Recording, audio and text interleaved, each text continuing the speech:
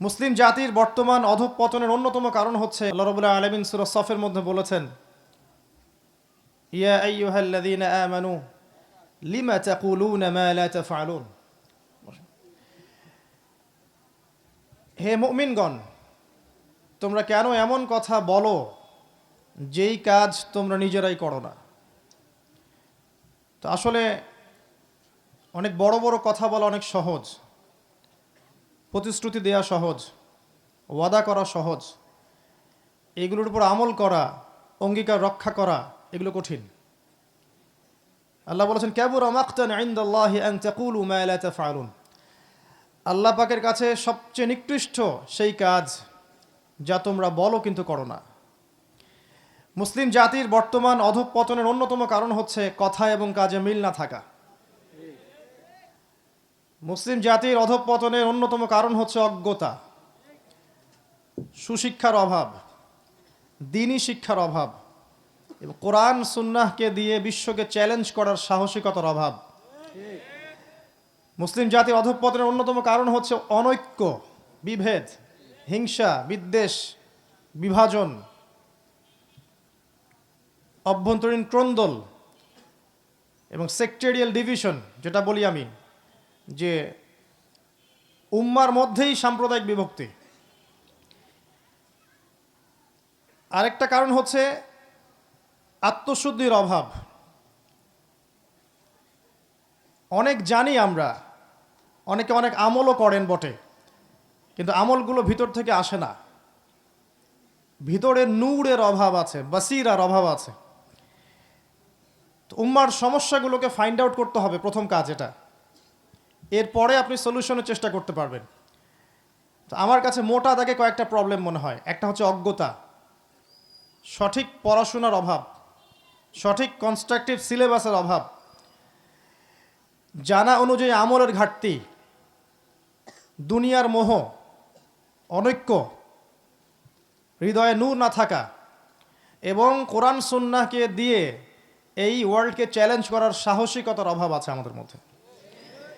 এগুলো বড় বড় দাগে সমস্যার কথা বললাম। আমরা একটা সমাজের দিকে আপনাকে নিয়ে যাব আজকে। যদিও গতকাল রাতে লক্ষ্মীপুরের মাহফিলে আমি কথাটা বলেছিলাম, অত বড় বিষয় আপনাদেরকে বলবো না, শুধু মূল পয়েন্টটা বলবো যে আজকে থেকে প্রায় 1450 বছর আগে একটা সমাজ ছিল, যে সমাজের মধ্যে মৌলিক মোটা দাগে 5টা পাপ ছিল। কয়টা পাপ ভাইয়ারা? 1 নাম্বার হচ্ছে আশিরক, 2 নাম্বার হচ্ছে রিবা, 3 নাম্বার হচ্ছে খামর, মাদক, 4 নাম্বার নারী জাতির অবমাননা, আর 5 নাম্বার রক্তক্ষয়ী গোত্রীয় দ্বন্দ্ব। আবার বলছি, ওই জাহেলি মক্কার দিকে তাকান, যেটাকে আমরা এখন বলি আইয়ামে জাহেলিয়াত, তাই না? ওই আইয়ামে জাহেলিয়াতের দিকে তাকিয়ে দেখেন, সেখানে 5টা মৌলিক সমস্যা ছিল মোটা দাগে। এছাড়া আরও মাইনর অনেক সমস্যা ছিল, সেগুলো মেজর প্রবলেম না। মেজর প্রবলেম 5টা ছিল। শিরক, আল্লাহ পাকের তাওহীদের সাথে শিরক করা, আল্লাহকে ছাড়া অন্যের উপাসনা করা বা আল্লাহর কনসেপ্টকে ডিনাই করা, অথবা মাধ্যম পূজা করা, কবর পূজা করা, মাজার পূজা করা, মৃত মানুষের পূজা করা, এগুলো ছিল আইয়ামে জাহিলিয়াতেও। এখনকার বিশ্বের দিকে যদি আপনি তাকান, দেখবেন এখনকার বিশ্বের প্রধান সমস্যা হচ্ছে শিরক। প্রত্যেকটা ক্ষেত্রে এখন শিরক আছে। ইবাদতে শিরক আছে, আপনার পারিবারিক জীবনে শিরক আছে, সামাজিক আচার অনুষ্ঠান সংস্কৃতির মধ্যে শিরক আছে, আপনার ইকোনমিক্সের মধ্যে শিরক আছে, মুআমালাতের মধ্যেও শিরক আছে। মুআমালাতের শিরকটা কেমন? আপনি আল্লাহর হালালকে হারাম করেছেন, আল্লাহর হারামকে হালাল করেছেন, এটা শিরক। সূরা তাওবা পড়ে দেখেন 31 নম্বর আয়াতে আল্লাহ পাক বলেছেন, 29, এরকম হতে পারে, আমি হাফেজ নই। এটা প্রথম। 2 নম্বর প্রবলেমটার দিকে তাকান, রিবা বা সুদ। এখনকার ওয়ার্ল্ড যে অ্যাফেয়ার্স চলছে, এই বিশ্বের ইকোনমিক্স সেকশনে সবচেয়ে বড় সমস্যা হচ্ছে রিবা বা সুদ। যদিও অনেক দিন বলেছি আমি অনেক লেকচারে, হয়তো কারো ভালো লেগেছে বা কারো ভালো লাগে নাই, কিন্তু আমি কারো প্রতি বিদ্বেষ পোষণ করে এই আয়াতটা তেলাওয়াত করিনি। ফাযাক্কির ইন্নামা আনতা মুযাক্কির, তুমি উপদেশ দাও, তুমি শুধু উপদেশদাতা। লাস্তা আলাইহিম বিমুসাইতির, তুমি কারো প্রতি দারোগা নও। একজন দায়ীর কাজ এটা, নবীর কাজ এটা, নবীওয়ালা কাজ যারা করবেন তাদের কাজ এটা। এমনকি ফিরআউনের মতো বড় কাফেরকে যখন দাওয়াত দিতে যাচ্ছেন মুসা আলাইহিস সালাম, আল্লাহ পাক বলছেন ইযহাব ইলা ফিরআউনা ইন্নাহু তাগা, তুমি ফিরআউনের কাছে যাও, সে সীমা লঙ্ঘন করেছে। আর ফিরআউনের চেয়ে বড় কোনো আল্লাহদ্রোহী এই পৃথিবীতে ছিল না। তুমি ফিরআউনের কাছে যাও, সে সীমা লঙ্ঘন করেছে, কিন্তু ফাকুলা লাহু কাওলাল লাইয়িনা লাআল্লাহু ইয়াতাযাক্কারু আও ইয়াখশা, তার কাছে গিয়ে নম্র ভাষায় কথা বলো। ফিরআউনের কাছে গিয়ে নম্রভাবে কথা বলো, উগ্রভাবে কথা বলো না। লাআল্লাহু ইয়াতাযাক্কারু আও ইয়াখশা, হয়তোবা সে উপদেশ গ্রহণ করবে, আমাকে ভয় করবে। এটা নবীকে আল্লাহ পাক বলছেন। তাহলে একজন দায়ী যে সমাজ সংস্কারের চেষ্টা করবে, আল্লাহর পথে মানুষকে ডাকবে, তার অ্যাটিটিউড, কথা বলার ভাষা, শব্দচয়ন এবং যাদেরকে সে দাওয়া দিচ্ছে তাদের সামনে তাকে নরম হতে হবে। আক্রমণাত্মকভাবে কাউকে আক্রমণ করে, কারো মনে কষ্ট দিয়ে বা উস্কানিমূলক কথাবার্তা বলে সমাজ সংস্কার করা যাবে না। নবী সাল্লাল্লাহু আলাইহি ওয়াসাল্লাম সম্পর্কে আল্লাহ পাক বলেছেন, তুমি যদি কঠোর মনের হতে তাহলে মানুষ তোমার কাছ থেকে সরে যেত। এটা আল্লাহর দয়া তোমার প্রতি যে তুমি কোমল মনের মানুষ হয়েছ। তা আমি অনেক দিন আয়াতটা তেলাওয়াত করেছি যে আল্লাহ রাব্বুল আলামিন সূরা বাকারার মধ্যে বলেছেন, ইয়া আইয়ুহাল্লাযীনা আমানু, হে ঈমানদারগণ, ইত্তাকুল্লাহ, তোমরা আল্লাহকে ভয় করো। ওয়াযারু মা বাকিয়া মিনার রিবা, সুদের অবশিষ্ট সব অংশ ছেড়ে দাও, চক্রবৃদ্ধি হারে সুদ খেও না। ওয়া ইল্লাম তাফআলু, যদি তোমরা এটা না করো, ফাযানু বিহারবিম মিনাল্লাহি ওয়া রাসূলিহি, তাহলে আল্লাহ এবং তার রাসূলের সাথে যুদ্ধের ঘোষণা শুনে রাখো। ডিসিশন আপনার। আমরা শুধুমাত্র আয়াতগুলো তেলাওয়াত করে শোনাচ্ছি। রাসূলুল্লাহ সাল্লাল্লাহু আলাইহি ওয়াসাল্লাম সহিহ বুখারীর হাদিসে বলেছেন, যে ব্যক্তি 1 দিরহাম সুদ খায় সে যেন 36টা মেয়েকে ধর্ষণ করলো। একটা বিখ্যাত হাদিস তো আপনারাও জানেন, সুদের পাপের 73টা শাখা আছে বা 70টা শাখা আছে। 2টা হাদিস। সবচেয়ে নিম্ন শাখা হচ্ছে নিজের মায়ের সাথে জেনা করা।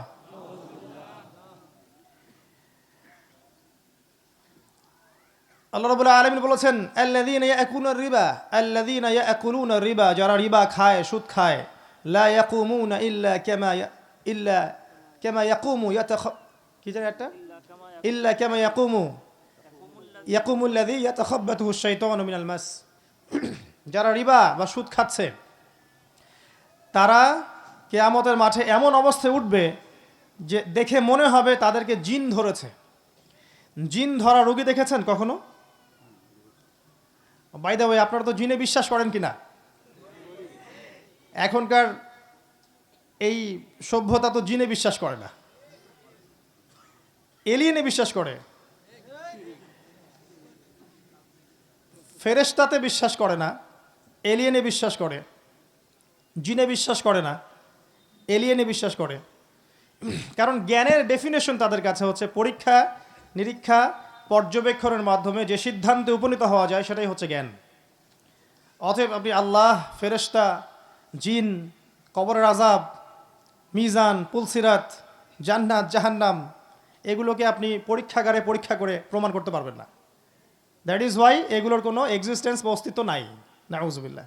এটা ওদের স্কুল অফ থট, ওদের ফিলোসফিক্যাল থট, ওদের শিক্ষা দর্শন এটা। আর মুসলিমদের শিক্ষা দর্শন হচ্ছে ওয়াকুলিল হাক্কু মির রাব্বিকুম, হক বা সত্য মিথ্যার মানদণ্ড যেটা, সেটা আল্লাহর পক্ষ থেকে আসবে। আল ইলমু মিন ইনদিল্লাহ, জ্ঞান আল্লাহর পক্ষ থেকে আসে। ওয়া আল্লামাল আদামা আসমা কুল্লাহা, আল্লাহ পাক আদমকে প্রত্যেকটা নাম শিখিয়েছেন। আল্লামাল ইনসান মা লাম ইয়ালাম, মানুষকে সেই জ্ঞান শিক্ষা দিয়েছেন যা মানুষ জানতো না। অতএব বাই ডিএনএ সৃষ্টিগতভাবে আমাদের মধ্যে জ্ঞান ছিল না, আল্লাহ আমাদের মধ্যে জ্ঞান ইনস্টল করেছেন। এরপরে এই জ্ঞানটা ছড়িয়ে পড়েছে আদম থেকে আদমদের সন্তানের মধ্য থেকে। যাই হোক, তো সুদখোরদের অবস্থা হবে এমন কিয়ামতের মাঠে যেন তারা জিনগ্রস্ত, তাদেরকে জিন ধরার মতো অবস্থা থাকবে। আর নবী সাল্লাল্লাহু আলাইহি ওয়াসাল্লাম বলেছেন, আমি যখন মেরাজের রাতে সফর করেছি, আমি দেখেছি একদল মানুষকে রক্তের নদীতে ফেলে মাথা ফাটিয়ে দেওয়া হচ্ছে। নাউযুবিল্লাহ। আমি জিজ্ঞাসা করলাম, ইয়া জিবরিল, এরা কারা? আমাকে বলা হলো, এরা হচ্ছে আপনার উম্মতের সেই সব ব্যক্তি যারা ছিল সুদখোর। রক্তের নদী কেন? উত্তর দিতে পারবেন? এক্স্যাক্টলি, সুদের মধ্য দিয়ে মানুষের রক্ত চুষে খাওয়া হয়। ইসলামিক ইকোনমিক সিস্টেম জাকাত কেন্দ্রিক, ব্যবসা কেন্দ্রিক, কৃষিভিত্তিক, দান সাদাকা কেন্দ্রিক, এটা ইসলামিক ইকোনমিক্সের বেজ। আর বর্তমান ইকোনমিক্সের বেজ হচ্ছে রিবা, সুদ। ও আহাল্লাল্লাহুল বাইআ ওয়া হাররামা রিবা, আল্লাহ পাক ব্যবসাকে হালাল করেছেন, রিবাকে হারাম করেছেন। ডিফারেন্সটা কোথায়? ওরা তো বলছে ইন্নামাল বাইউ মিসলু রিবা, ব্যবসা সুদের মতোই। আল্লাহ বলছেন আমি ব্যবসাকে হালাল করেছি, রিবাকে হারাম করেছি। বিজনেসে ইসলামিক ইকোনমিক্সের মধ্যে একটু বোঝেন, মানি বা টাকা এটা মার্কেটের মধ্যে সার্কুলেট করতে থাকে, ঘুরতে থাকে। মূল যেটা মূলধন টাকা, এটা বাজারে ঘুরতে থাকে। ইসলামিক ইকোনমিক্স এমন। আজকে আপনি ধনী আছেন, কালকে আপনি গরিব হতে পারেন, চান্স আছে। কারণ ব্যবসায় লাভ এবং লসের কি আছে? রিস্ক আছে। চিরস্থায়ী কেউ ধনী থাকতে পারবে না ব্যবসায়, কোনো গ্যারান্টি নাই। আর আজকে যে দরিদ্র সে কাল ধনী হতে পারে, ব্যবসায় এই সুযোগ আছে। ইসলামিক মনিটারি সিস্টেমের মধ্যে মানি বা টাকা মার্কেটের মধ্যে সার্কুলেট করতে থাকে, ঘুরতে থাকে। এখানে চিরস্থায়ী ধনী হওয়ার সুযোগ নাই বা চিরস্থায়ী দরিদ্র থাকারও সম্ভাবনা নাই। এটা আল্লাহর হাতে। রিজিকটা কার হাতে তখন? আল্লাহর হাতে। তখন আল্লাহ আপনাকে রিজিক দিবেন। ওই ব্যবসার ওই মার্কেটের উপরে আল্লাহ কন্ট্রোল করবেন। আর যখন আপনি রিবায় চলে গেছেন, এখানে মানি টাকা সার্কুলেট করবে না, বরং এখানে ধনী ডে বাই ডে আরও ধনী হতে থাকবে। আর দরিদ্ররা ডে বাই ডে আরও প্রভার্টি এবং ডেস্টিটিউশনের মধ্যে যেতে থাকবে। এটাই আল্লাহ পাক হারাম করেছেন, কারণ এটা সবচেয়ে বড় জুলুম বটে। আর যদি এমন হয় ধনীরা ধনী হতেই থাকছে এবং তাদের জাকাতও দিচ্ছে না, তাহলে অবস্থা চিন্তা করেন কি হতে পারে। তো এই হচ্ছে বেসিক ডিফারেন্স। আজকের টপিক ইকোনমিক্স না, নাহলে এটা নিয়ে আমি ইনশাআল্লাহ 2 ঘন্টা কথা বলতে পারবো। তো সমস্যাটা হচ্ছে এখানে মানি সার্কুলেট করে না রিবার মধ্যে। এই কারণে ধনীরা চিরস্থায়ী ধনী হতে পারে। এই কারণে ওই সব ধনীদের হাতে কোনো কোনো ক্ষেত্রে একটা বড় রাষ্ট্র পর্যন্ত জিম্মি হয়ে যেতে পারে। এটাকে বলে ক্যাপিটালিজম বা পুঁজিবাদ। এর অপোজিশনে একটা মতবাদ চালু করা হয়েছিল, যেটাকে আমরা কমিউনিজম বলে থাকি। ওই চায়না এবং রাশিয়া যার উপর দাঁড়িয়ে আছে। যদিও বা এই মতবাদটা 100% ইসলামের সাথে সাদৃশ্যপূর্ণ নয়, অনেক পার্থক্য আছে, তারপরেও এর উপর দাঁড়িয়ে চায়না রাশিয়া উন্নতি করেছে। আজকে সারা বিশ্বের দিকে তাকিয়ে দেখেন, বাজার নিয়ন্ত্রণ করছে কারা? চাইনিজরা। ওরা কিন্তু পুঁজিবাদে নাই, ওরা আছে কমিউনিজমের উপরে। ইকোনমিক্স একটা খুব গভীর সাবজেক্ট, যেটা নিয়ে পড়াশোনা করা উচিত এবং আমাদের মাদ্রাসায় পড়ানো উচিত। রিবার কথা বলতে গিয়ে কথাগুলো বলে ফেললাম, যে রিবা মার্কেটের মধ্যে মানি সার্কুলেট হতে দেয় না। এই কারণে আল্লাহ পাক এটাকে হারাম করেছেন, রক্ত চুষে খাওয়ার মতো। এই জন্য রক্তের নদীতে ফেলে আপনাকে শাস্তি দেওয়া হবে, নাউযুবিল্লাহ। এটা ছিল 2 নম্বর সমস্যা। 3 নম্বর ছিল মাদক। তাকিয়ে দেখেন আজকের বিশ্বের দিকে, তাকিয়ে দেখেন যুব সমাজের সবচেয়ে বড় সমস্যা কি? অধঃপতনের মাদক। যুবকদের অধঃপতনের অন্যতম কারণ হচ্ছে মাদক, পর্নোগ্রাফি, হারাম অ্যাফেয়ার্স, যেটা আমরা খুব পছন্দ করি। এখন কোনো কোনো ক্ষেত্রে সহি প্রেমও চলছে, নাউযুবিল্লাহ। দিনদার ভাইয়ের সাথে দিনী বোনের প্রেম, এটা সহি প্রেম নাকি? নাউযুবিল্লাহ। তো হারাম অ্যাফেয়ার্স সমস্যা। যুবকদের একটা সমস্যা হচ্ছে পারিবারিক সাপোর্টের অভাব। পারিবারিক সাপোর্টের অভাবে এদের মানসিকতাগুলো বিক্ষিপ্ত হয়ে যায়, হতাশায় তারা ভোগে। যখন তারা হতাশায় ভোগে তখন মাদকের কাছে যায়, গার্লফ্রেন্ডের কাছে সুখ না পেলে তখন মাদকের কাছে আসে, কখনো কখনো মিউজিকের কাছে যায়। এগুলো থেকে যখন চরিত্র খারাপ হয়ে যায় তখন পর্ন দেখা শুরু করে। একটা ছ্যাঁকা খেয়ে গেলে তখন মেয়েদেরকে আর ভালো লাগে না, তখন মনে হয় যে আমি আর বিয়ের সাথে কিছু করব না, সারা জীবন এগুলো খারাপ কাজ করেই বেড়াবো। মেয়েরা আসলে ভালো না, আমি কিন্তু বলিনি মেয়েরা ভালো না। কিছু মানুষ তখন মনে করে যে মেয়েরা আর ভালো না, এখন মেয়েদের সাথে হালাল সম্পর্কের দরকার নাই, খালি হারাম সম্পর্ক করব, জীবনটা পার করে ফেলাবো। ধনীর দুলাল হলে আরও মুশকিল, তখন চলে যাবে বারে, বিয়ার খাবে, হুইস্কি খাবে, অ্যালকোহল খাবে, মারামারি করবে, গুন্ডা মাস্তানি করবে। আর কোনো কোনো ক্ষেত্রে গুন্ডা মাস্তানি করে আবার কেরিয়ারও ভালো হয়ে যায়। অনেক সময় যে যত বড় গুন্ডা হতে পারে তার কেরিয়ার তত ভালো হয়ে যায়। তো এগুলো যুবকদের সমস্যা। একটা কথা বলি এখানে, যে প্রবলেমসগুলো হয়, হতাশা বলেন, মাদক বলেন, পর্নোগ্রাফি বলেন, আপনার হারাম অ্যাফেয়ার্স বলেন, বেকারত্ব, চাকরি পাচ্ছেন না, দারিদ্রতা, ফিউচারের টেনশন, বিয়ে করতে পারছেন না, সব কিছু কঠিন মনে হয়, এগুলো যুবকদেরকে নিয়ে যায় খারাপ পথের দিকে, শয়তানের আনুগত্যের দিকে। তখন তারা মনে করে এখানে গেলে মনে হয় সুখ পাবো, মনে হয় মিউজিকে সুখ পাবো, হয়তো মাদকে সুখ পাবো, বা গার্লফ্রেন্ডের কাছে গেলে সুখ পাবো, বা বড় পলিটিক্যাল পাওয়ার অ্যাচিভ করতে পারলে আমি সুখ পাবো, স্ট্যাটাস বাড়বে। বা অনেকে ধনী হওয়ার জন্যে হারাম রাস্তা খোঁজেন, দ্রুত টাকা আর্ন করার জন্যে। বিশ্বাস করেন ভাই, এগুলো আপনাকে চিরস্থায়ী সুখ শান্তি দিবে না। এগুলো সাময়িক একটা নেশা দিতে পারে, মাদকের মতো একটা সাময়িক নেশা, ঘোর দিতে পারে। চিরস্থায়ী সুখ শান্তি এবং সাকিনা কে দিবে জানেন? আল্লাহ রাব্বুল আলামিন। তার মাধ্যম হচ্ছে আল কোরআন এবং রাসূলুল্লাহ সাল্লাল্লাহু আলাইহি ওয়াসাল্লামের সুন্নাহ। আপনি সমস্ত এইসব উৎসগুলোকে ছেড়ে ফেলেন, ফেরে হাতের মধ্যে কোরআন ধরেন, দেখবেন মনের মধ্য থেকে প্রশান্তি পাচ্ছেন। কোরআন আপনাকে এত প্রশান্তি দিবে, এত সুখ দিবে, মনে এমন নূর নিয়ে আসবে, সারা দুনিয়া যদি আপনার থেকে দূরে চলে যায় আপনার কিচ্ছু মনে হবে না। আপনার আপনজনরা যদি আপনাকে নাও বোঝে আপনার কিচ্ছু মনে হবে না। আপনি হকের উপর থাকার পর দেখবেন সব কিছু সংকীর্ণ হয়ে আসছে, সবাই আপনাকে ছেড়ে চলে যাচ্ছে, বা ভালো মন্দ বলছে, পরিবার থেকে বাধা পাচ্ছেন, সমাজ থেকে বাধা পাচ্ছেন, পিতামাতা বাধা দিচ্ছে, গার্লফ্রেন্ড ছেড়ে চলে গেল, চাকরি পাচ্ছেন না, দাড়ি রাখছেন বলে বিয়ে হচ্ছে না। তো দেখবেন আপনার মনে তারপর একটা শান্তি কাজ করবে, কারণ আপনি কোরআন ধরে আছেন। আমি এই কথাগুলো এই জন্যে বলতে পারি বিকজ আমি আপনাদের বয়সী, আর আপনারা জানেন না যে আমার আব্বা মারা গেছেন আমার বয়স যখন 7 বছর, তখন থেকে নিয়ে এই যে 30 বছর পর্যন্ত আমাকে কতগুলো স্ট্রাগলের সিঁড়ি পার হয়ে এই জায়গায় আসতে হয়েছে। আমাকে কেউ কখনো একটা ইসলামিক বই হাদিয়াও দেয়নি, বিশ্বাস করলেন? একটা বই, পুরো বংশ মিলে একটা ইসলামিক বই কেউ কিনে আমার হাতে তুলে দেয়নি, এটা পড়ো, আল্লাহ তোমাকে হেদায়েত দিবে। আমার এই লেকচার হয়তো তারাও শুনবে, তারাও স্বীকার করবে কথাটা। তবে আমার আব্বা যতদিন বেঁচে ছিলেন, আল্লাহ পাক তাকে জান্নাতবাসী করুন, তিনি আমার শুরুটা করেছিলেন কোরআন দিয়েই, আলহামদুলিল্লাহ। তো এই জন্য আমি আপনাদের সাইকোলজিগুলো ভালো বুঝি।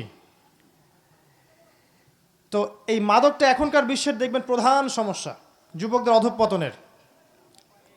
1 নাম্বার কি প্রবলেম বলেছিলাম? শিরক। 2 নাম্বার সুদ। 3 নাম্বার হচ্ছে এই যে মাদক।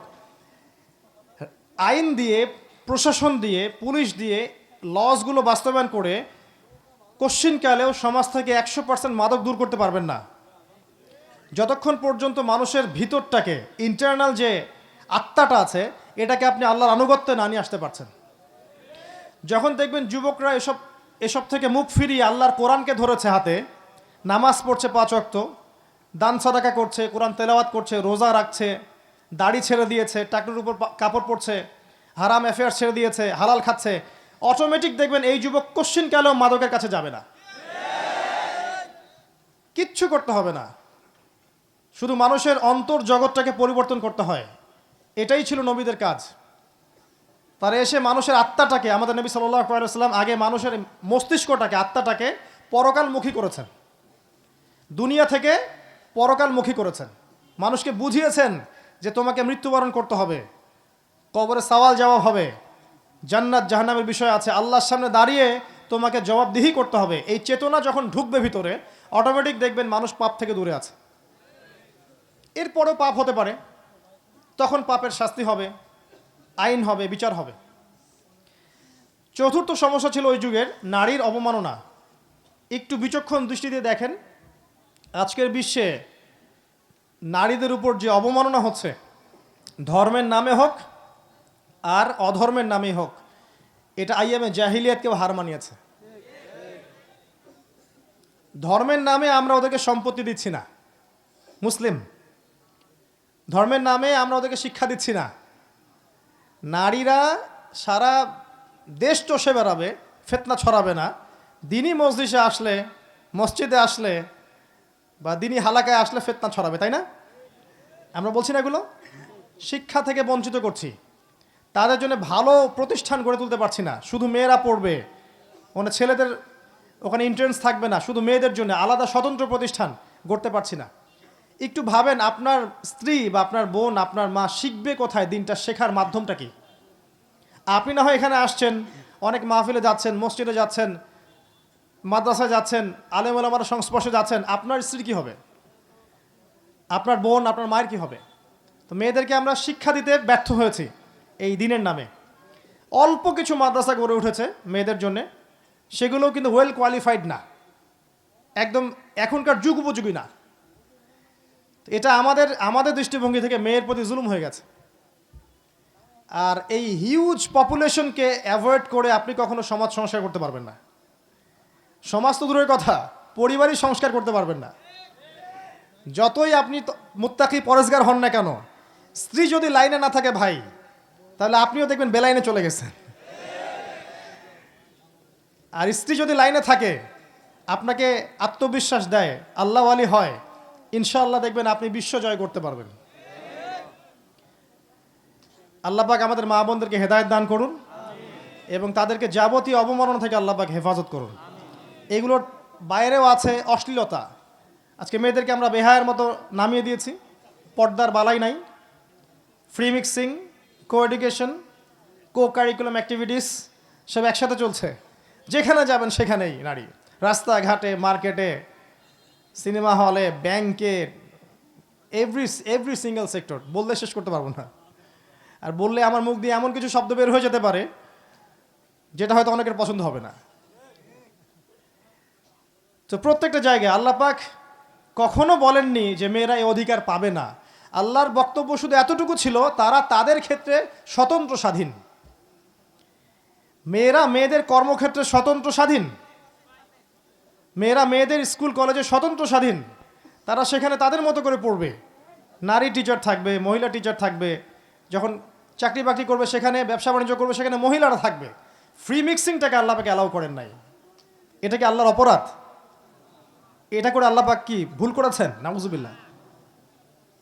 আল্লাহ পাক ইসলাম এভাবে নাজিল করে কি আমাদেরকে পিছিয়ে দিয়েছেন? এগিয়ে নিয়ে আপনারা করলেনটা কি করলেন? মহিলাদের পুরুষের ফ্রি মিক্সিং হলো, শিশু বয়স থেকে নিয়ে একদম চাকরি পর্যন্ত সব ফ্রি মিক্সিং। আর পর্দা উঠিয়ে দিলেন আস্তে আস্তে করে। উঠিয়ে দিলেন কারা? পরিবারের কর্তারা উঠিয়ে দিল। পরিবারের লোকরা পর্দার দিকে খেয়াল করছে না। উঁচু লেভেলে আঙ্গুল তোলার সময় পরে আগে নিজের দিকে দেখেন না, পরিবারে পর্দা উঠিয়ে দিলেন। আর দায়ুসের মতো আচরণ করছি, পরিবারে বেহায়াপনা, অশ্লীলতা, অপসংস্কৃতি। মনে করছে আমার মেয়েটা ছোট, বড় হলে ঠিক হয়ে যাবে। বড় হতে হতে দেখা গেল ও 4-5টা বয়ফ্রেন্ড চেঞ্জ করে ফেলছে। তো আপনাদের দিকেও আসছি ইনশাল্লাহ। আমরা কি করলাম তাহলে? ফ্রি মিক্সের মধ্য দিয়ে কি হলো? বেহায়াপনা ছড়াচ্ছে। যখন আপনি নারীদেরকে এভাবে ছড়াবেন, পরিবারের ক্ষেত্রে হোক, সমাজের ক্ষেত্রে হোক, আস্তে আস্তে যেটা হবে যে ছেলে মেয়ের মধ্যে একটা একটা চৌম্বক আকর্ষণ আল্লাহ পাক সৃষ্টি করে দিয়েছেন।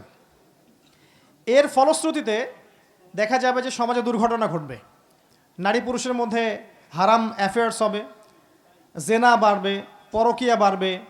আর এই যে পর্নোগ্রাফি যে ছড়িয়ে দেওয়া হয়েছে, পর্নোগ্রাফির মধ্য দিয়ে মানুষকে আর মানুষ রাখা হয় নাই, মানুষকে বানানো হয়েছে পশু। একটু বোঝেন, যারা পর্ন আসক্ত তারা একটা মেয়ের দিকে এই দৃষ্টিতে তাকাতে পারে না যে সে একটা মানুষ।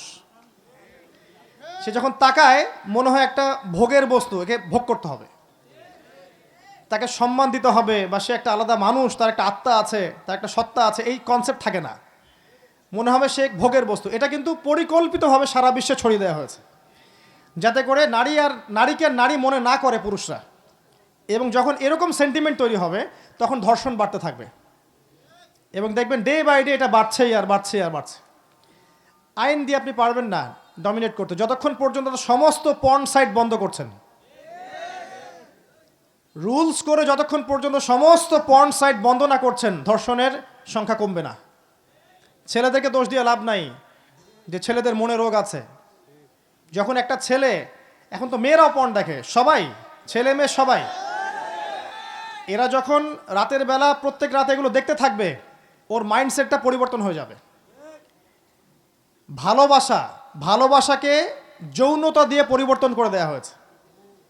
ভালোবাসা, এই যে ভালোবাসা, স্ত্রীর প্রতি একটা ভালোবাসা, মহব্বত, দেখবেন ওটাকে একটা যৌনতা দিয়ে পরিবর্তন করে দেওয়া হয়েছে।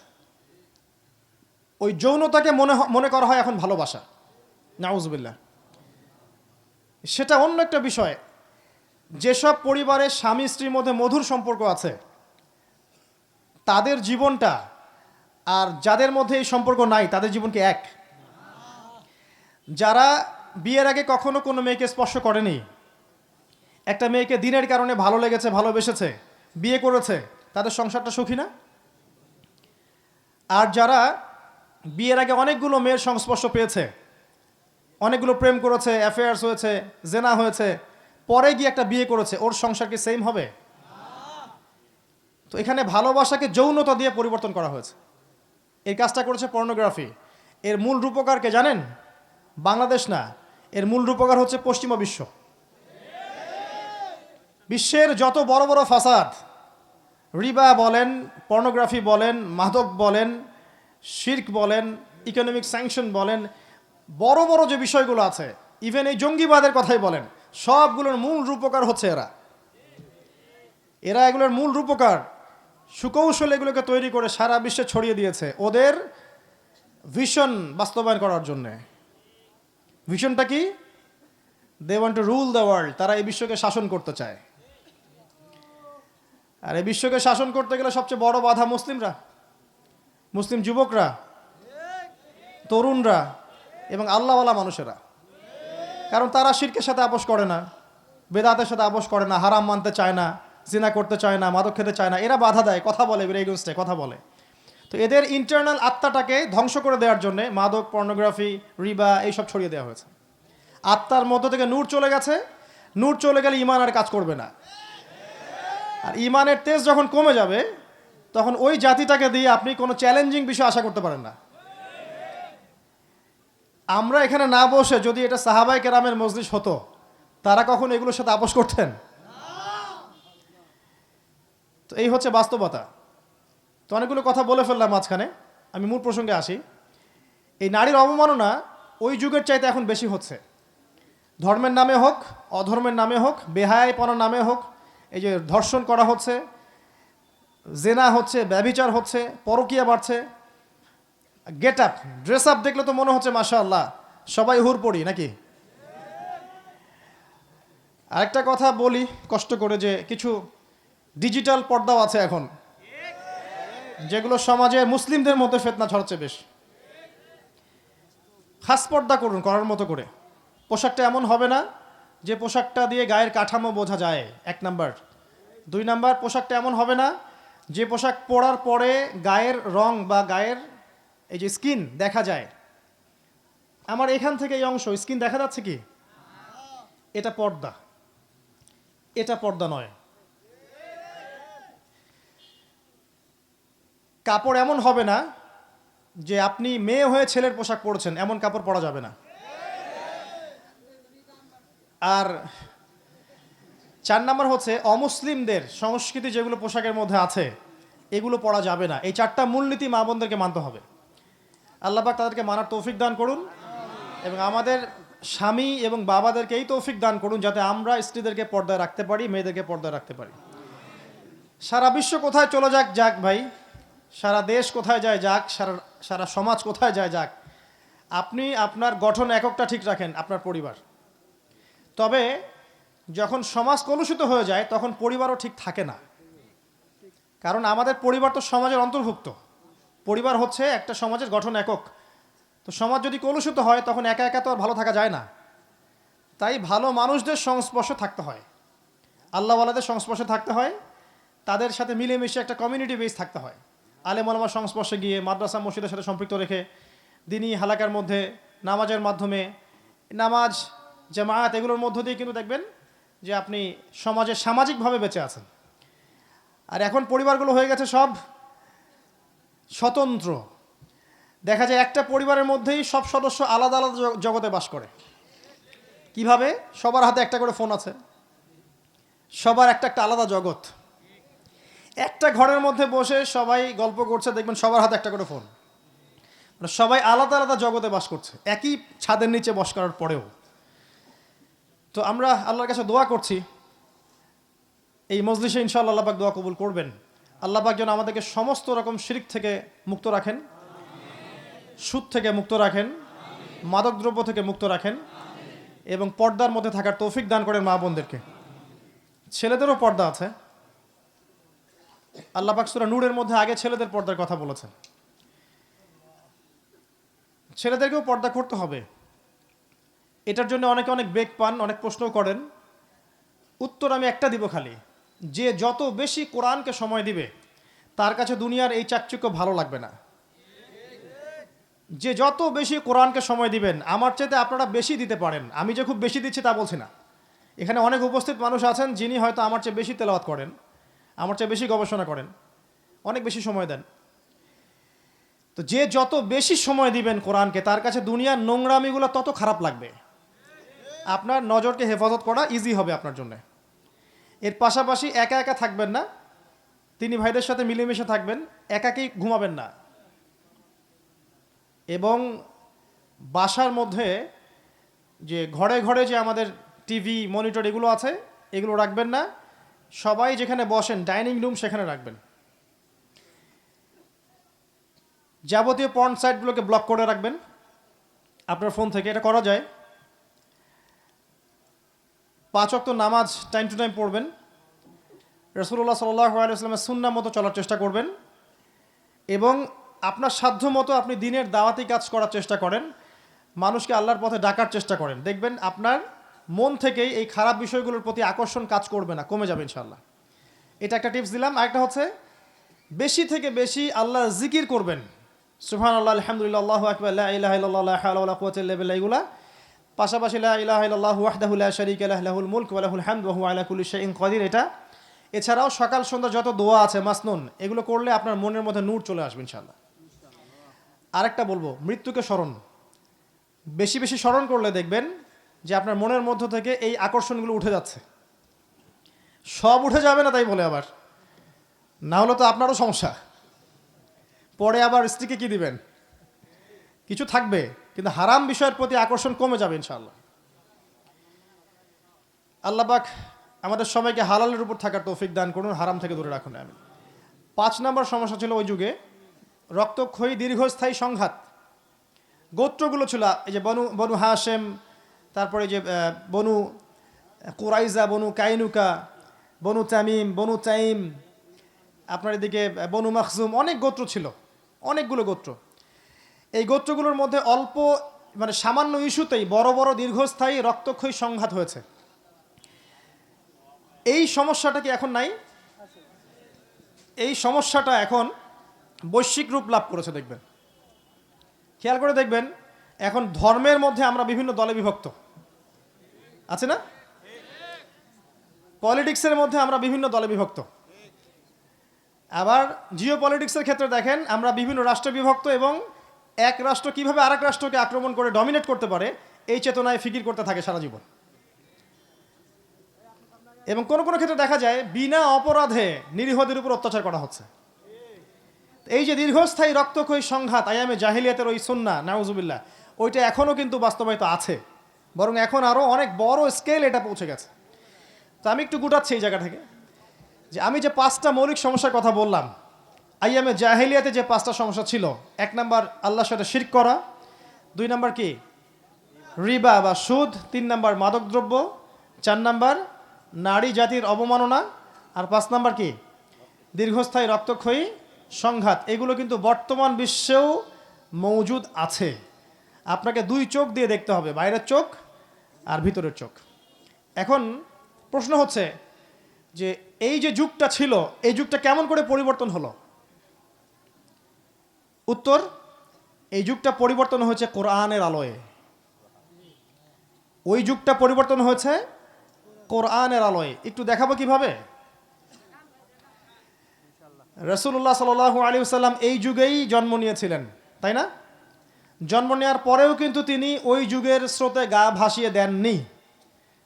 তিনি আগে থেকে ভালো মানুষ ছিলেন, এতিমের খোঁজ খবর নিতেন, কখনো শিরক করেন নাই, স্ট্যাচু ওয়ার্শিপ করেন নাই, কখনো তিনি মাধ্যম পূজা করেন নাই, কখনো সুদের ধার কাছে যান নাই, মাদক খান নাই, জেনার ধার কাছে যান নাই, এতিমের খোঁজ নিয়েছেন, বিধবার খোঁজ নিয়েছেন, অসহায়ের পাশে দাঁড়িয়েছেন।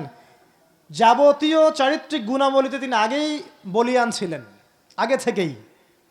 আল্লাহ পাক সূরা কলমের মধ্যে বলেছেন না, ইন্নাকা লা আলা খুলুকিন আযীম, আপনি মহান চরিত্রের অধিকারী। এই সমাজে জন্ম নেওয়ার পরে তিনি সমাজের এই বিষয়গুলোকে মেনে নিতে পারলেন না। এক পর্যায়ে কিন্তু হিলফুল ফুজর তৈরি করেছিলেন, তাই না? কিন্তু মানুষের মস্তিষ্ক প্রসূত জ্ঞান দিয়ে আসলে সমাজ সংস্কার করা যায় না, এটাই বাস্তব।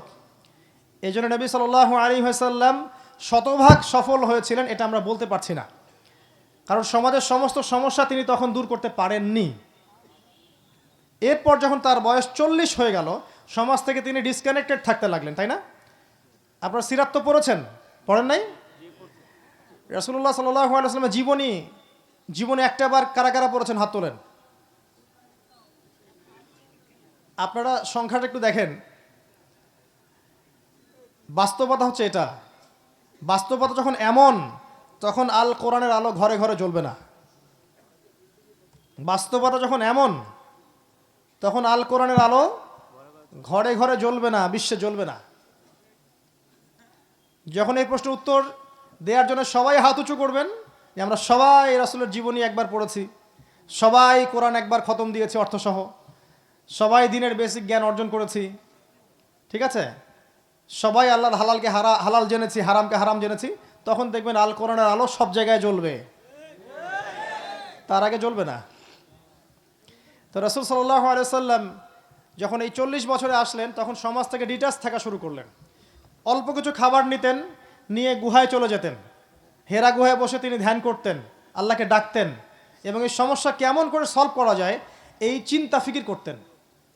এবং তার স্ত্রী খাদিজা রাদিয়াল্লাহু আনহা তাকে হেল্প করতেন, খাবার দিয়ে আসতেন।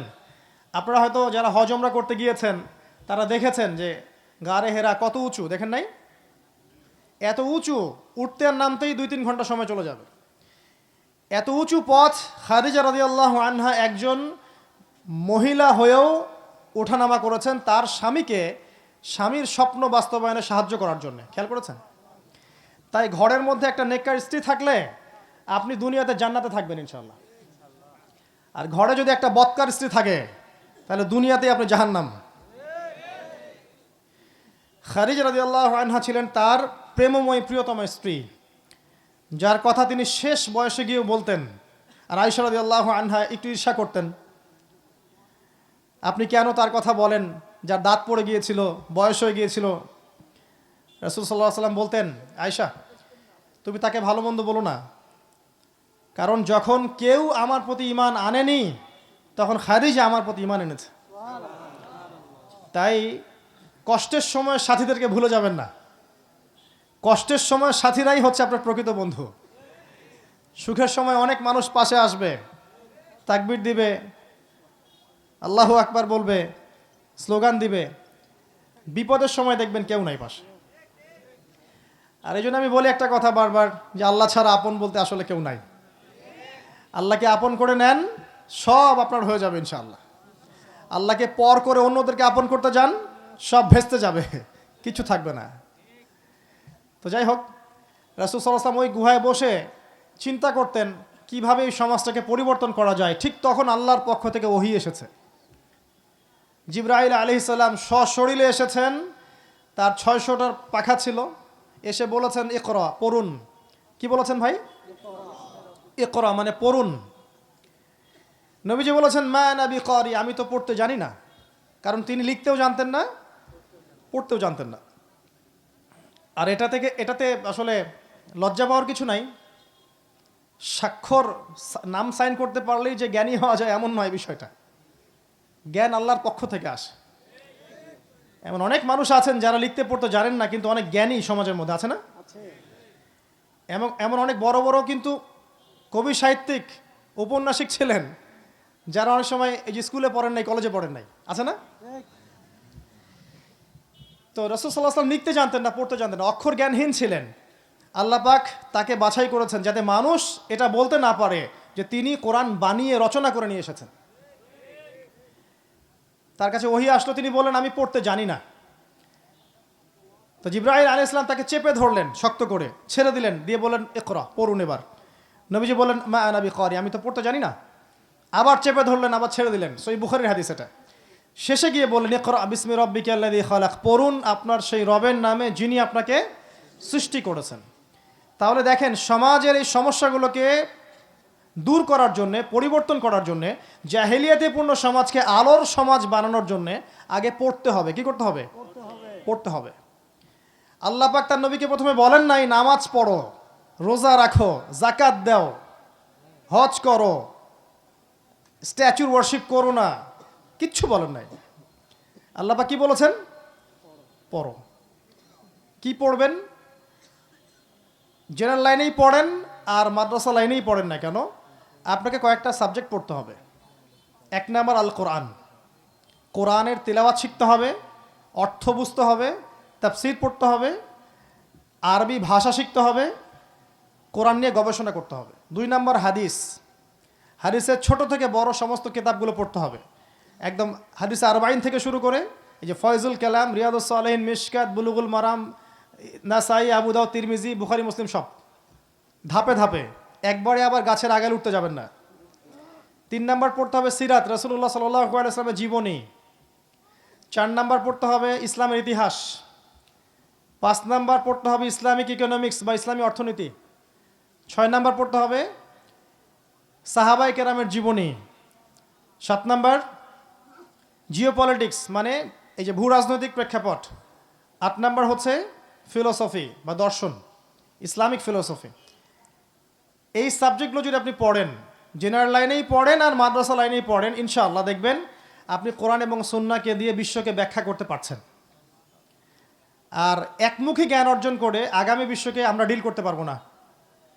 একমুখী জ্ঞান, শুধু জেনারেলি পড়ছেন আর শুধু মাদ্রাসায় পড়ছেন, এর মধ্যে হারমোনিয়াস কম্বিনেশন নাই, কানেকশন নাই, তাহলে দেখবেন জ্ঞানগুলো হবে একমুখী।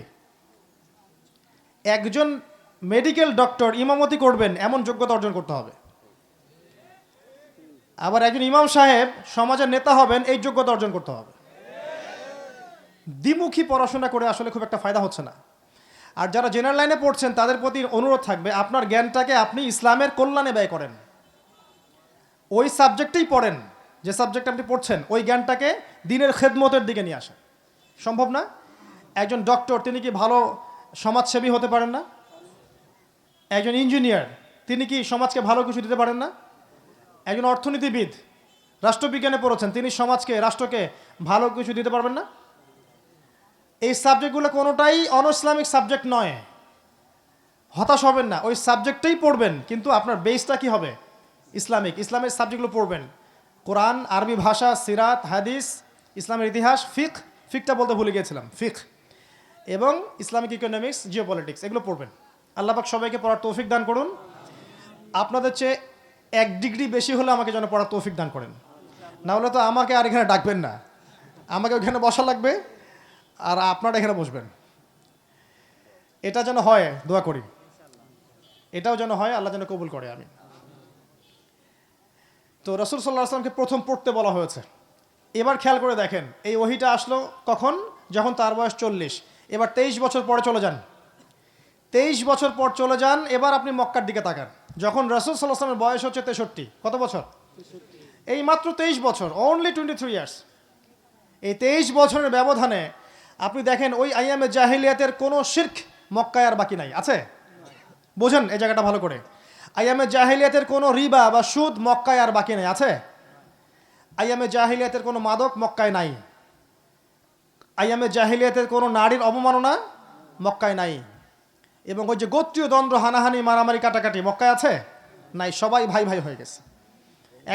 এক কথায় অন্ধকারাচ্ছন্ন একটা সমাজ টোটালি নূর এবং আলোকিত সমাজে পরিণত হয়েছে। কিসের প্রভাবে? ওই যে ইকরা, পড়ুন। কি পড়বেন? বিসমি রব্বিকাল্লাযী খালাক। যে জ্ঞান আপনাকে আল্লাহর দিকে নিয়ে যায় সেই জ্ঞান অর্জন করতে বলেছেন আল্লাহ পাক। পড়ুন আপনার সেই রবের নামে যিনি আপনাকে সৃষ্টি করেছেন, মানে স্রষ্টার দিকে যে জ্ঞান নিয়ে যাচ্ছে সেই জ্ঞান আপনি জ্ঞানী হন। আল্লামাল ইনসান মা লাম ইয়ালাম, মানুষকে যে জ্ঞান শিক্ষা দিয়েছেন আল্লাহ পাক, এই জ্ঞানটা মানুষ জানতো না। ঠিক এরপরে একটা ওহী এসেছে সূরা মুদ্দাসির, ইয়া আইয়ুহাল মুদ্দাসির কুম ফাআনযির। রাসূল সাল্লাল্লাহু আলাইহি ওয়াসাল্লাম ভয় পেয়ে গিয়েছিলেন, না জানি আমার কি হয়ে গেল। কয়েকবার আত্মহত্যার চেষ্টা করেছিলেন, আল্লাহ পাক তাকে হেফাজত করেছেন। যেখানেই উঠেছেন পাহাড়ে, তিনি মনে করেছেন আমি মনে হয় পাগল হয়ে গেছি, আমার কাছে এগুলো কি আসছে, ভয় পেয়ে গিয়েছেন তিনি। এটা স্বাভাবিক। তখন আল্লাহ রাসূল সাল্লাল্লাহু আলাইহি ওয়াসাল্লামকে জিবরাইল আলাইহিস সালাম বলতেন যে ইয়া মুহাম্মদ আনতা রাসূলুল্লাহ ওয়া আনা জিবরিল। আপনি পাগল নন, আপনি নিজের নফসকে নিয়ে ভয় পায়েন না, আপনি আল্লাহর রাসূল এবং আমি হচ্ছে জিবরিল।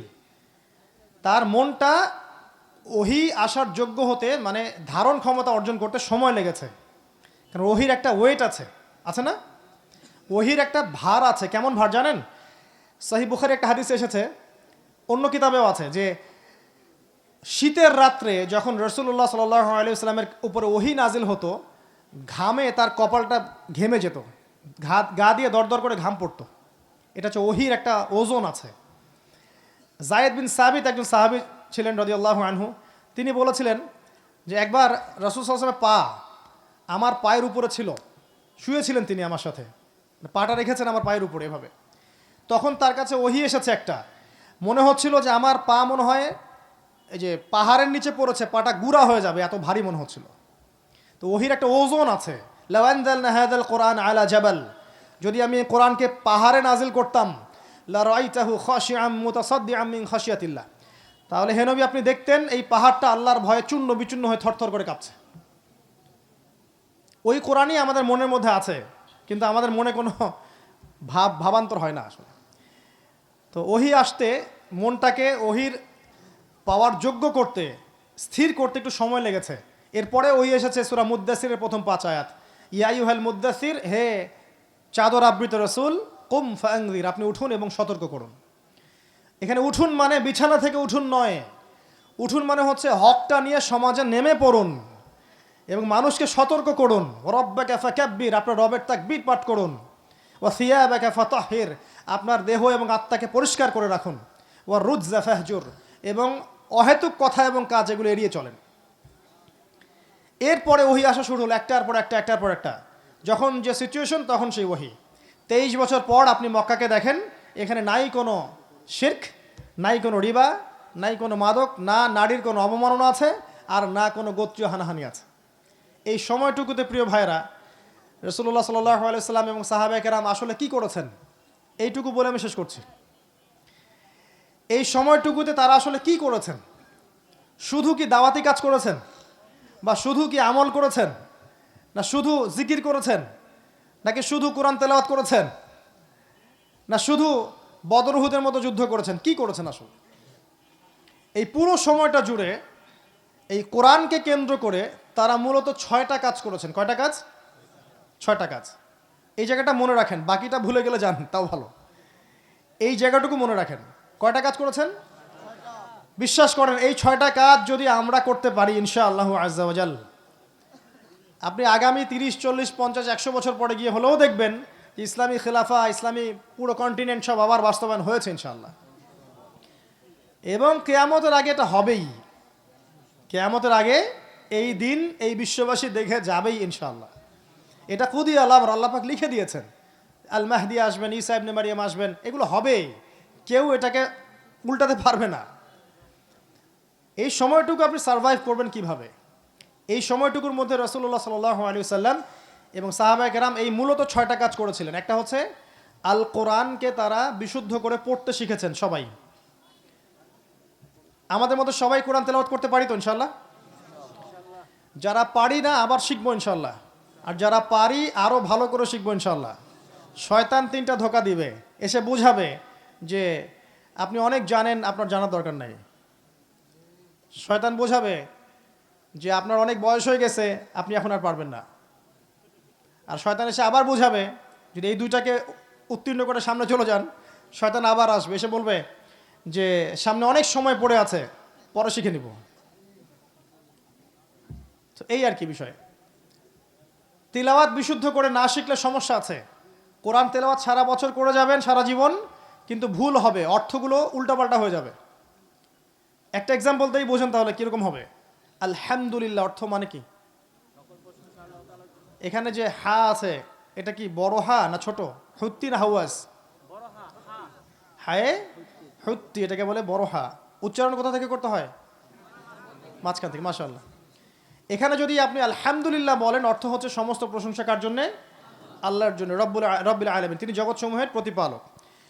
যদি বলেন আলহামদুলিল্লাহ, বড় হায়ের জায়গায় ছোট হা হাওয়াজ, হুত্তির জায়গায় হাওয়াজ, অর্থ কি হবে? হ্যাঁ মাশাআল্লাহ, সমস্ত নিন্দা আল্লাহর জন্য, নাউযুবিল্লাহ। তো কিভাবে পরিবর্তন হলো? একটা অক্ষরের উচ্চারণের কারণে। এরকম অসংখ্য এক্সাম্পল দেওয়া যাবে, আজকে ওই টপিক না আমার। এক কথায় বলতে যাচ্ছি যে কোরআন বিশুদ্ধ করে, মদ, মাখরাজ, তাজবিদ এগুলো বিশুদ্ধ করে সুন্দর মতো শিখতে হবে। আর নিয়মিত তেলাওয়াত করবেন। নিয়মিত বলতে যদি সবচেয়ে ভালো হয় দৈনিক 1 পারা করে পড়তে পারলে। আমার স্ত্রীর প্রতি আল্লাহ পাক রহম করুন, তার কথা বলি মাঝে মাঝে মনে পড়লে, সে মাশাআল্লাহ দিনে 1 পারা করে তেলাওয়াত করে।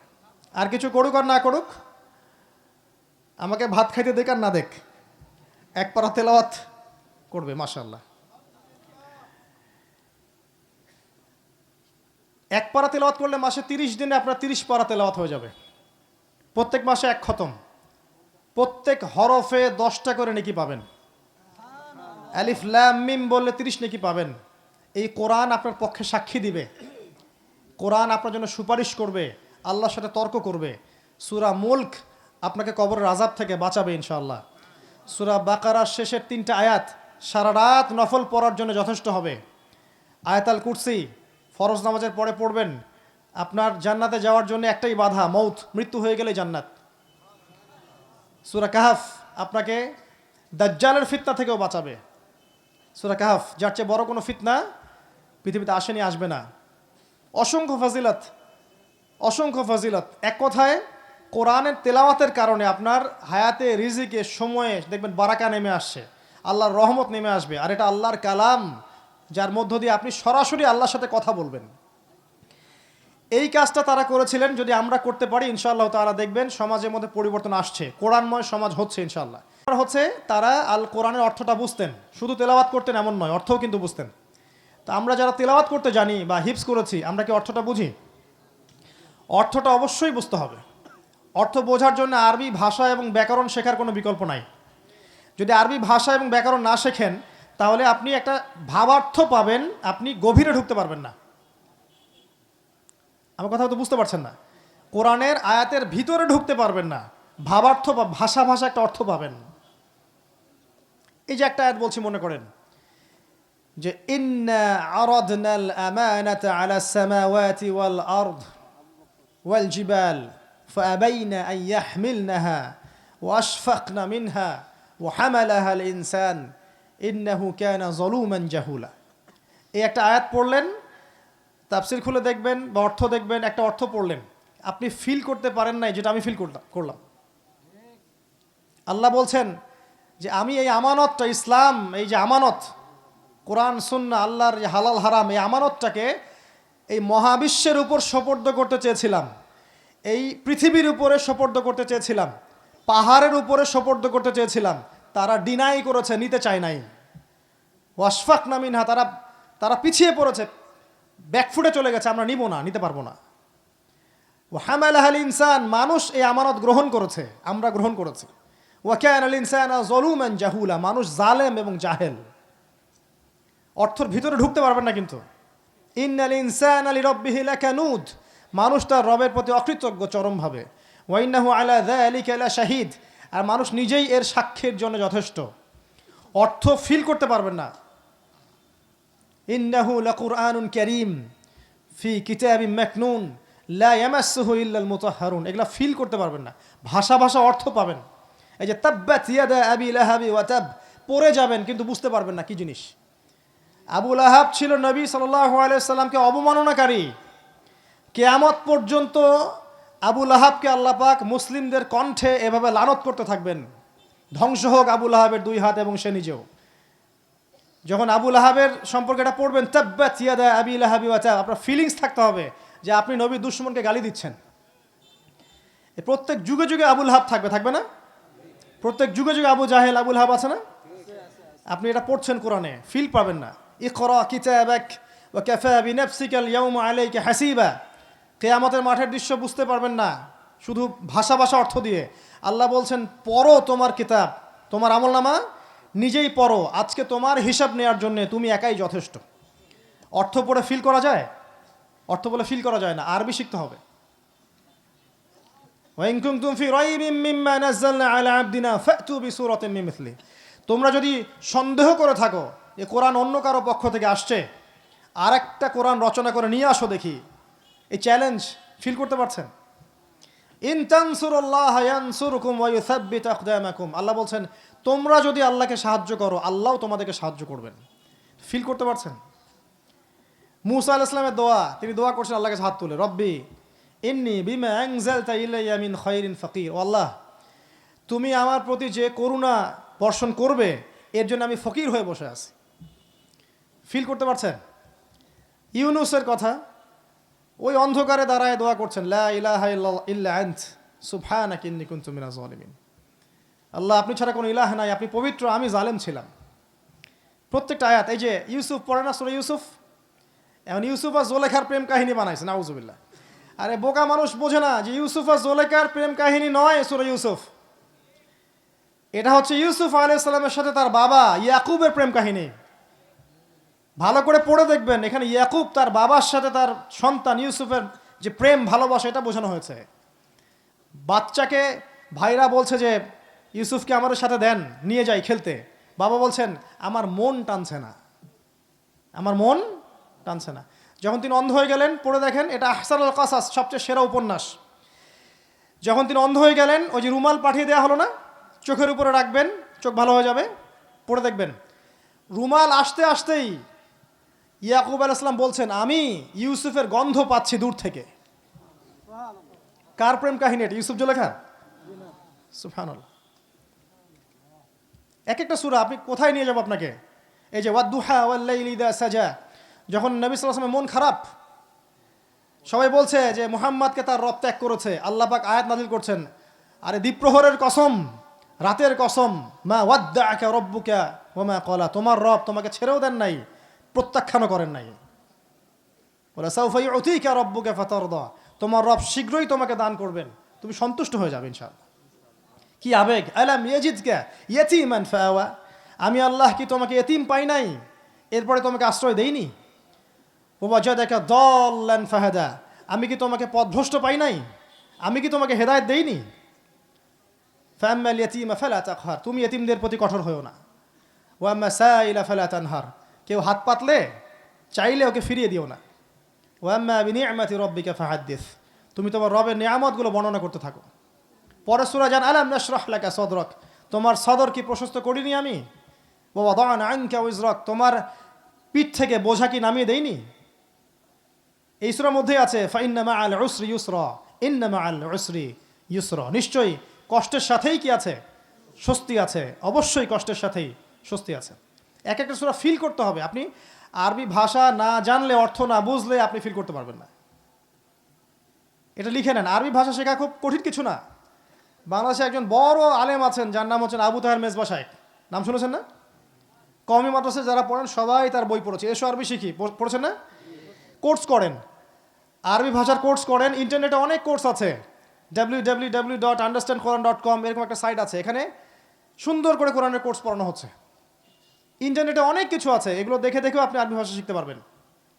আরবি ভাষা না জানলে কোরআনকে ফিল করতে পারবেন না। আর আমি বলি, কোরআনকে ফিল যতক্ষণ করতে পারবেন না, চোখ দিয়ে পানি পড়বে না। কোরআন বহু হাফেজ তেলাওয়াত করে, তারাবির নামাজে পড়ে না? কয়দিন কান্নাকাটি করছেন বলেন তো? কিন্তু যেদিন আপনার সন্তান অসুস্থ হয়ে গিয়েছিল, বা হয়তো আপনার প্রেমময় স্ত্রী গর্ভবতী ছিল, ক্রিটিক্যাল কেস, আপনার মা অসুস্থ, বাবা অসুস্থ, আপনি আল্লাহর কাছে দোয়া করেছেন হাত তুলে, কান্নাকাটি করেন নাই? চোখ দিয়ে পানি আসলো কেমন করে? ফিল করেছেন আবেগ দিয়ে। কোরআনটা যদি আবেগ দিয়ে না পড়তে পারেন, চোখ দিয়ে পানি পড়বে না। আর যার কোরআন তেলাওয়াত করতে করতে চোখ দিয়ে পানি ঝরে, সে ইনশাল্লাহ দেখবেন ওই চোখ দিয়ে আল্লাহর অবাধ্যতা কিছু করতে পারবে না, ওই মুখ দিয়ে আল্লাহর বিধানের বাইরে কিছু বলবে না, ওই দেহ দিয়ে আল্লাহর আনুগত্য ছাড়া আল্লাহ পাকের অবাধ্যতা কিছু করবে না। এটা খুব বড় একটা লেভেল। সাহাবায়ে কেরাম রাদিয়াল্লাহু আনহু কোরআন তেলাওয়াত করতেন, ডুকরে কাঁদতেন। আবু বকর সিদ্দিক বলা হতো গালাবা আলাইহিল বুকা, তার উপরে কান্না বিজয়ী হতো সবসময়। রাসূল সাল্লাল্লাহু আলাইহি ওয়াসাল্লাম যখন কোরআন তেলাওয়াত করতেন, মনে হতো যে এই বুকের ভিতরে ভাত রান্না করার সময় ডেকচিতে একটা শব্দ হয় না, এই শব্দটা তার বুক থেকে বের হতো। যে মানুষের কোনো পাপ নাই, আগেও কোনো পাপ নাই, পরেও কোনো পাপ নাই, যিনি সর্বপ্রথম জান্নাতে যাবেন, যিনি আমাদেরকে বলেছেন আমরা তার ভাই, যিনি হাউজে কাউসারে আমাদের জন্য অপেক্ষা করবেন, যিনি একমাত্র ব্যক্তি যিনি সুপারিশ করবেন এই উম্মতের কবিরা গুনাহগার ব্যক্তিদের জন্য, তিনি রাতের বেলা কিয়ামুল লাইল করতেন, কোরআন তেলাওয়াত করতে করতে করতে করতে কাঁদতে কাঁদতে পা ফুলে যেত। আর আমরা তো মাশাআল্লাহ পাপের সাগরে ডুবে থেকেও মনে করছি আমরা জান্নাতে যাব, কারণ লা ইলাহা ইল্লাল্লাহ বলেছে মুখ দিয়ে একবার। ওই যে হাদিস পড়ছে, মান ক্বালা লা ইলাহা ইল্লাল্লাহ দাখালাল জান্নাহ, তাই না? শোনেন, যদি লা ইলাহা ইল্লাল্লাহ মুখ দিয়ে খালি বললেই জান্নাতে যাওয়া যেত, তাহলে প্রত্যেক মুনাফিকও জান্নাতে যেত। কারণ মদিনায় যত মুনাফিক ছিল, তারা কি লা ইলাহা ইল্লাল্লাহ বলে মুসলিম হয় নাই? তাহলে ওরা কেন জাহান্নামে যাবে? আল্লাহ পাক কেন বললেন যে আল্লাহ পাক মুনাফিক এবং কাফেরদেরকে জাহান্নামে একত্রিত করবেন? কেন বললেন? আর মুনাফিকদের অবস্থান হবে একদম অতল তলে, কি জন্য বললেন? মানে লা ইলাহা ইল্লাল্লাহ এটা হচ্ছে হক, ভিতর থেকে হৃদয় থেকে লা ইলাহা ইল্লাল্লাহ এবং মৌখিক স্বীকৃতি না আসলে সে জান্নাতে যেতে পারবে না। শুধু মৌখিক স্বীকৃতি বোঝানো হয়নি, কলবের আনুগত্য বোঝানো হয়েছে। আল্লাহ পাক আমাদেরকে বোঝার তৌফিক দান করুন। কোরআনকে ফিল করতে হবে। এই সূরাগুলো নিয়ে কথা বলতে থাকলে রাত শেষ হয়ে যাবে। সূরা ফিল পড়েন আপনারা, আলাম তারা কাইফা ফাআলা রাব্বুকা বিআসহাবিল ফিল, তাই না? এটা জাস্ট পড়ে যান। এখানে আবরাহার ঘটনা আছে, আপনাকে বুঝতে হবে এই যুগটা কিন্তু আবরাহার যুগ না। এই যুগে আপনাকে পাখি এসে এখান থেকে বাঁচাবে না, নিজের সমস্যার সমাধান নিজেদেরকে করতে হবে। ইন্নাল্লাহা লা ইউগাইয়িরু বিকওমিন হাত্তা ইউগাইয়িরু মা বিআনফুসিহিম। একটা কওম যতক্ষণ নিজের অবস্থার পরিবর্তনের চেষ্টা করে না, ততক্ষণ আল্লাহ পাক তার অবস্থা পরিবর্তন করেন না। এই যে সূরা ইখলাস পড়েন, কুল হুয়াল্লাহু আহাদ, কখনো কি এটা পড়ার সময় ওই বেলাল রাদিয়াল্লাহু আনহুর কথা মনে পড়েছে? বেলাল রাদিয়াল্লাহু আনহু ইসলাম কবুল করে আল্লাহর কাছে দোয়া করছেন, আল্লাহ আমাকে মুক্ত করে দাও, আল্লাহ আমাকে মুক্ত করো, আমি দাসের জীবন ভালো লাগে না। ওই দিনই ওর মনিব উমাইয়া বিন খালাফ জেনে গেল যে বেলাল ইসলাম কবুল করেছে। এরপর তার গলার মধ্যে রশি পেঁচিয়ে মক্কার রাস্তায় রাস্তায় ঘোরানো হয়, ছেঁচড়ানো হয়, টানা হয়, ছেলেরা তাকে পাথর মারে, এক পর্যায়ে বালুর মধ্যে শুইয়ে দেওয়া হয়, চাবুক পিটানো হয়, উপরে পাথর চাপা দেওয়া হয়। যারা শ্বশুর বাড়িতে গিয়েছেন দুই একবার, তাদের এগুলো মায়ের অভিজ্ঞতা আছে। তো এই ব্যক্তিকে বলা হচ্ছে, বেলাল রাদিয়াল্লাহু আনহুকে, যে একটা বার খালি বলতে হবে যে লাত এবং উজ্জার কসম। কি বলতে হবে? লাত এবং উজ্জার কসম। আল্লাহর বাদ দিয়ে খালি একটা কসম কাটতে হবে। অথবা এতটুকু বলতে হবে মুহাম্মদ কাযযাব, মুহাম্মদ মিথ্যাবাদী, নাউযুবিল্লাহ। আর সে বলছে, বেলাল রাদিয়াল্লাহু আনহু শুয়ে শুয়ে বলছে, আহাদুন আহাদ, যিনি এক তিনি এক। আহাদুন আহাদ, যিনি এক তিনি এক। আহাদুন আহাদ, যিনি এক তিনি একক।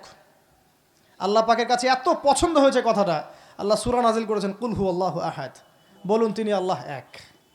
কখনো মনে করেছেন এই সূরা পড়ার সময় তার কথা?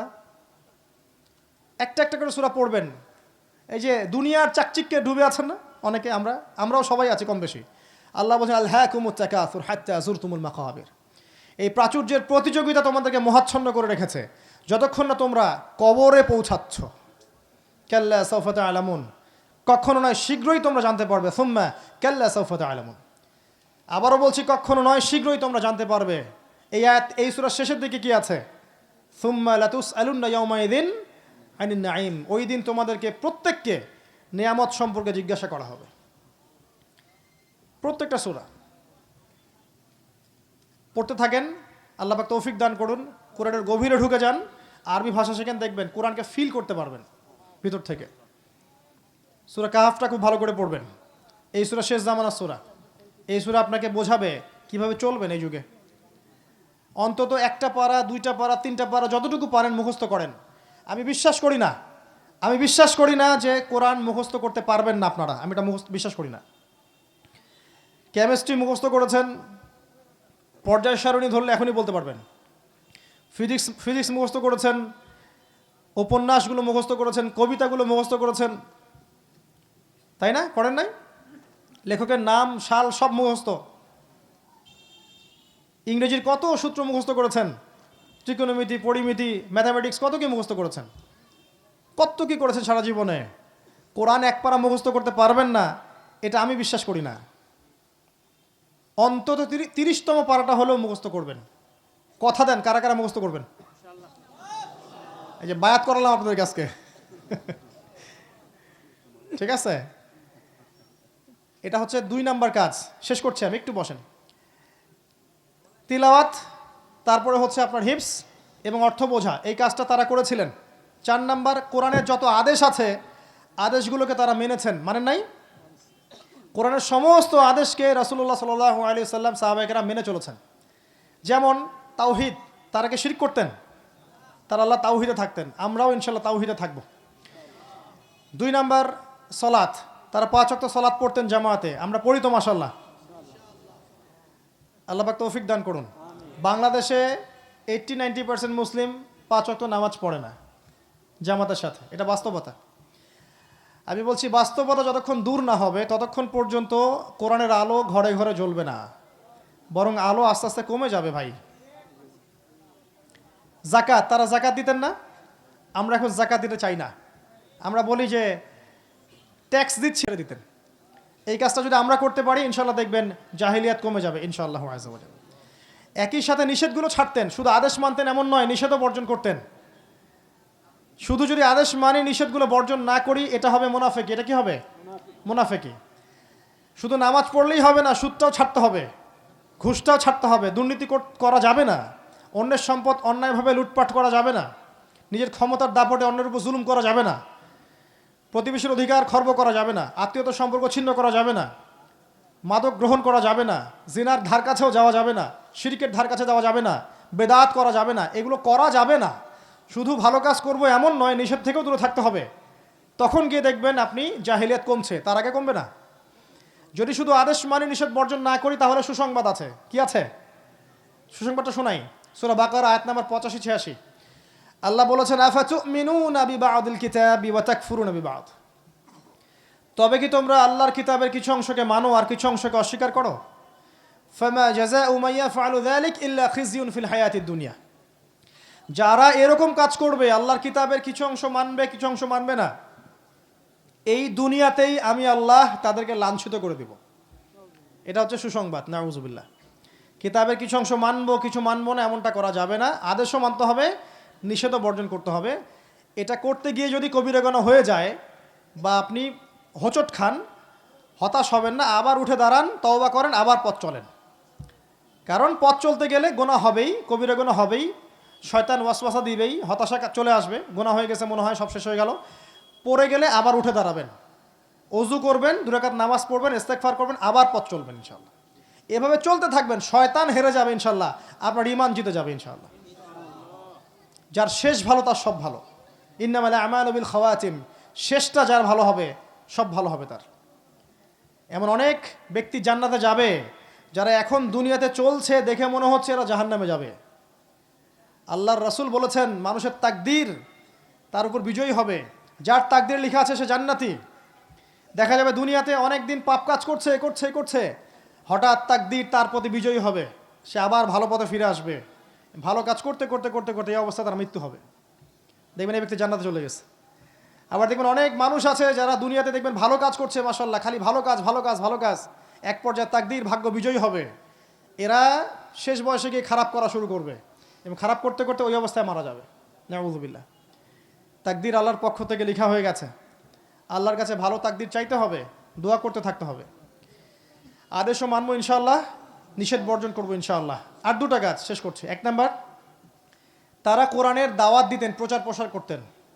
আমরাও যেন কোরআন পড়ার পাশাপাশি, অর্থ বোঝার পাশাপাশি, আমল করার পাশাপাশি মানুষকে শিখাই, মানুষকে দাওয়াত দেই, কোরআনের মেসেজগুলো মানুষের কাছে পৌঁছে দেয়। এটা শুধু মুসলিমদের গ্রন্থ নয়, মানে মুসলিমদের জন্যই নয়, এটা পুরো মানব জাতির জন্যে। অমুসলিমদেরকেও কোরআনের দাওয়াত দিবেন ইনশাআল্লাহ তাআলা।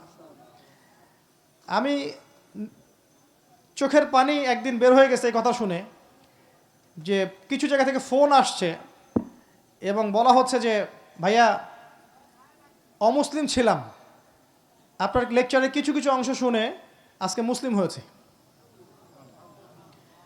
তখন মনে হলো যে আলহামদুলিল্লাহ, অ্যাটলিস্ট আমি এই জমিনের উপরে আবর্জনার মতো নেই। কিছু মানুষ অমুসলিম, কিছু মানুষ লেকচার শুনে মুসলিম হচ্ছে। এটা ভালো এই কারণে যে ইসলাম কিন্তু হৃদ্যতার ধর্ম, সৌহার্দ্যের ধর্ম। ইসলাম কিন্তু কখন অন্য ধর্মের মানুষের উপর আক্রমণ করতে শিখাচ্ছে না, যতক্ষণ না একটা মুসলিম স্টেটকে কোনো অমুসলিম আক্রমণ করছে। আমাদেরকে ইসলাম, আল্লাহ রাব্বুল আলামিন কিন্তু আমাদেরকে আক্রমণাত্মক মনোভাব শিখাচ্ছেন না, সৌহার্দ্য, হৃদ্যতা, ভালোবাসা শিখাচ্ছেন।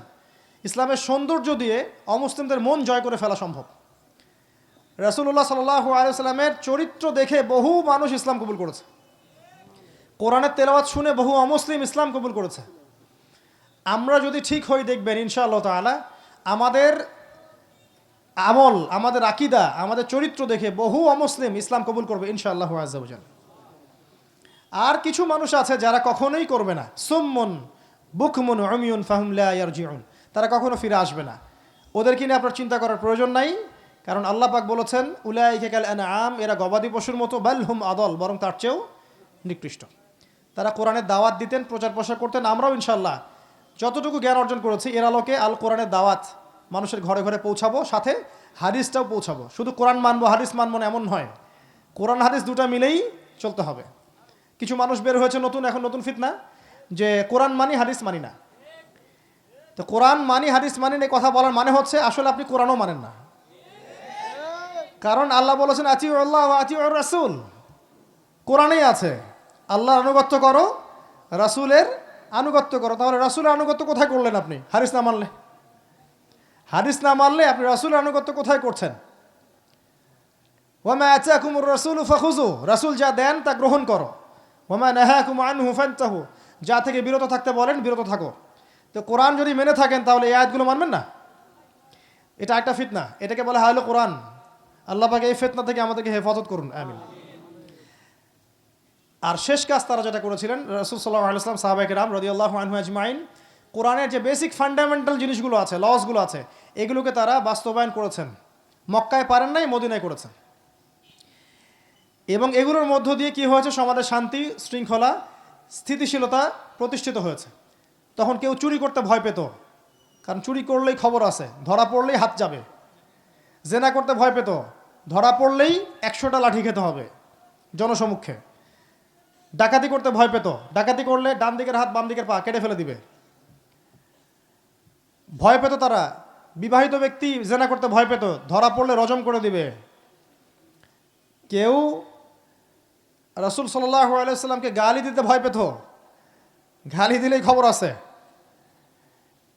মানে যখন লসগুলো ইমপ্লিমেন্ট করা হয়েছিল ওই যুগে, আমি বলছি ওই যুগের কথা, যখন রাসূলুল্লাহ সাল্লাল্লাহু আলাইহি ওয়াসাল্লাম ছিলেন, সাহাবায়ে কেরাম রাদিয়াল্লাহু আনহুম তারা ছিলেন, এই বিষয়গুলো বাস্তবায়িত ছিল। এই কারণে সমাজের মধ্যে দেখবেন পাপ, দুর্নীতি, অন্যায়, অবিচার, জুলুম এগুলো অনেক কমে গিয়েছিল। হতো না এটা বলবো না, হলেও সেটার সুষ্ঠু বিচার হতো এবং স্থায়ী শান্তি ছিল। এই 6টা বিষয় তারা বাস্তবায়ন করেছিলেন। এখন আমরা শেষ করবো এই জায়গায় এসে যে আমরাও যদি এখনকার এই আয়ামে জাহেলিয়াত, নতুন আঙ্গিকে গড়া এই জাহেলিয়াতকে দূর করতে চাই, তাহলে আমাদেরকেও সেই পড়াশোনায় ফিরে যেতে হবে, কনস্ট্রাকটিভ সিলেবাসে পড়াশোনা করতে হবে, আমাদেরকেও জানা অনুযায়ী আমল করতে হবে, আদর্শ পরিবার করতে হবে, হালাল খেতে হবে, হারাম থেকে দূরে থাকতে হবে, ইসলামের দাওয়াতি কাজে নিজেদেরকে অংশগ্রহণ করাতে হবে, নিজেদের সাধ্যমতো চেষ্টা করতে হবে। শৈথিল্যবাদী হওয়া যাবে না, উগ্র চরমপন্থী হওয়া যাবে না, মধ্যম পন্থায় ইসলামকে এগিয়ে নিয়ে যেতে হবে, ইলমের সাথে, প্রজ্ঞার সাথে, হিকমার সাথে। এবং দেশের, সমাজের 8-10টা মানুষের ক্ষতি হয় এমন কোনো কাজে সম্পৃক্ত হওয়া যাবে না, বরং এরা সবাই আমার উম্মতের অন্তর্ভুক্ত, সবার জন্য হিতাকাঙ্ক্ষী হতে হবে। শেষমেশ কোরআনের এই 6টা হক যদি আমরা ইন্ডিভিজুয়ালি বাস্তবায়ন করতে পারি, তেলাওয়াত শেখা, অর্থ বোঝা, আদেশ মানা, নিষেধ বর্জন করা, দাওয়াতি কাজ করা এবং বেসিক জিনিসগুলোকে বাস্তবায়ন করা নিজের উপরে, নিজের পরিবারের উপরে, ধীরে ধীরে সমাজে, পরবর্তীতে বিশ্বে, দেখবেন ইনশাআল্লাহু আযজা ওয়া জাল আজ হোক আর কাল হোক, অথবা 10 বছর, 20 বছর, 30 বছর, 50 বছর পরেই হোক না কেন, আপনি দেখবেন এমন একটা প্রজন্ম আসবে ইনশাআল্লাহ, যেই প্রজন্মর সবাই লা ইলাহা ইল্লাল্লাহ সাক্ষ্য দিবে।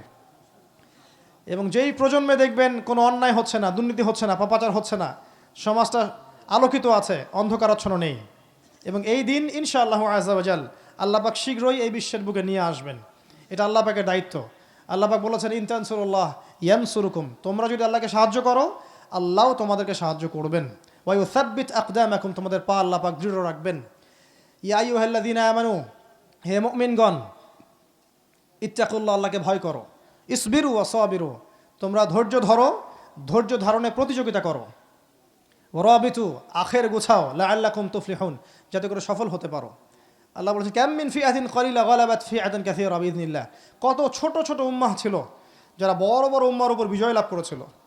ওয়ালা তাহিনু ওয়ালা তাহজানু, তোমরা হীনবল হয়ো না, দুশ্চিন্তাগ্রস্ত হয়ো না। ওয়া আনতুমুল আ'লাউনা, তোমরাই বিজয়ী হবে। ইন কুনতুম মুমিনিন, যদি তোমরা প্রকৃত অর্থেই মুমিন হতে পারো।